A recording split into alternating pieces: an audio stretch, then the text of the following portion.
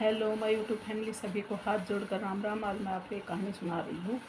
तो एक गरीब परिवार का बच्चा होता है, वो पढ़ने के लिए शहर आता है और वहाँ किराए पर मकान लेकर पढ़ाई शुरू कर देता है। तो कुछ तो उसके टेस्ट क्लियर हो जाते हैं, कुछ होने वाले होते हैं। तो अचानक एक दिन उसको इंटरव्यू के लिए कॉल आता है कि आप कल इंटरव्यू के लिए आ जाइए। तो वो अपने उत्साह के साथ सारी तैयारी शुरू कर देता है कि सुबह जाना है। अचानक जब वो रात को सोता है तो उसको याद आता है कि तेरे पास पैसे तो है नहीं, देखो घर में कितने पैसे हैं। तो उसको कुल ही 50 रुपये मिलते हैं। फिर भी वो उत्साह के साथ अपने सब तैयार करके सुबह निकल लेता है कि कोई ना कोई तो रास्ते में तेरे को बस स्टैंड तक छोड़ने के लिए मिल ही जाएगा। फिर भी इत्तेफाक से उसको कोई नहीं मिलता है। तो वो वहाँ से चल देता है और चलते चलते रास्ते में उसको एक मंदिर मिलता है। तो वो भगवान से प्रार्थना करने के लिए जाता है कि हे भगवान, ये कैसी विडम्बना है कि मेरे पास पैसे नहीं हैं और मैं अब जाऊँ कैसे। तो जैसे ही वो भगवान से प्रार्थना करके वापस आता है और बैठकर जूते पहनने शुरू करता है, तो वहाँ पर एक भिखारी बैठा होता है। तो भिखारी के कटोरे में देखता है कि बहुत सारे पैसे हैं। तो कहता है कि हे भगवान, तेरी कैसी माया है, जो जिसको पैसे चाहिए उसके पास तो पैसे नहीं है, और जिसको नहीं चाहिए होते उसके पास इतने सारे पैसे हैं। तो वो भिखारी उसकी बात को समझ जाता है और बोलता है कि हाँ बच्चे, तेरे को क्या चाहिए। वो कहता, बाबा कुछ नहीं चाहिए। बोले, नहीं बच्चे, कुछ तो चाहिए, आपको बताओ, नहीं सब कुछ बताओ आप मेरे को। वो कहता है कि बाबा, मेरा इंटरव्यू है और मेरे को पैसे चाहिए, मेरे पास पैसे नहीं है। तो वो कहता है कि कितने पैसे चाहिए तेरे को। बोले, 500 रुपये चाहिए। तो बोला, आप ले लीजिए 500 रुपये, कोई बात नहीं। वो कहता है कि आप तो खुद भिखारी है, भिक्षा मांग कर खाते हो और मैं आपसे पैसे ले ले, तो कोई बात नहीं, आप रहने दीजिए। तो वो कहता है कि नहीं बेटा, इन पैसों की तुम्हें ज़रूरत है, तुम लेकर जाओ।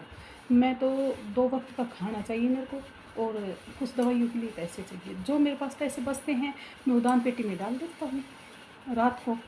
तो वो कहता, ठीक है बाबा। वो इतना बोलकर भिखारी को पैसे लेकर चल देता है।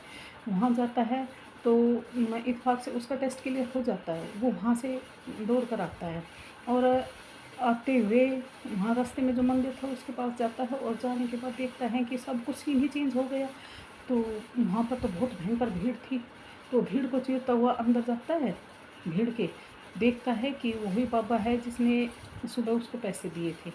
तो वो बाबा वहाँ पर लेटा हुआ, क्या वो तो मर ही गया था बाबा का।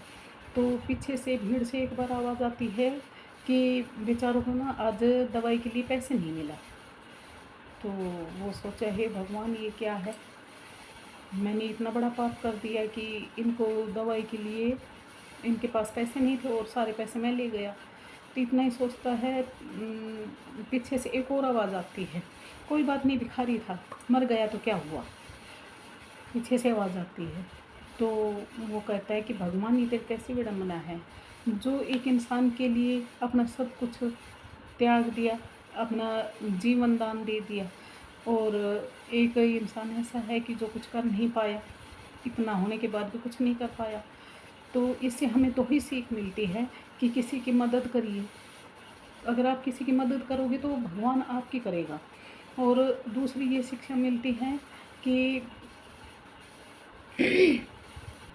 दूसरी ये शिक्षा मिलती है कि भगवान अगर सारे रास्ते बंद कर देता है और सारे दरवाजे बंद कर देता है, तो एक दरवाज़ा तो भगवान फिर भी सबके लिए खोलता है। लेकिन उसको हमें ये देखना होगा कि वो दरवाज़ा खुलता कहाँ से है। थोड़ी सी तो हमने भी मेहनत करनी होगी। तो भगवान सबके लिए होता है। आप भगवान पर भरोसा करके तो देखिए, भगवान सब कुछ देता है। भरोसा करोगे और भगवान को सब कुछ सौंपोगे तो वो आपको उससे 4 गुना फालतू देगा। तो आप सभी बहन भाइयों को हाथ जोड़कर राम राम। बताना मेरी ये कहानी कैसी लगी आपको। जय हरियाणा, जय भारत।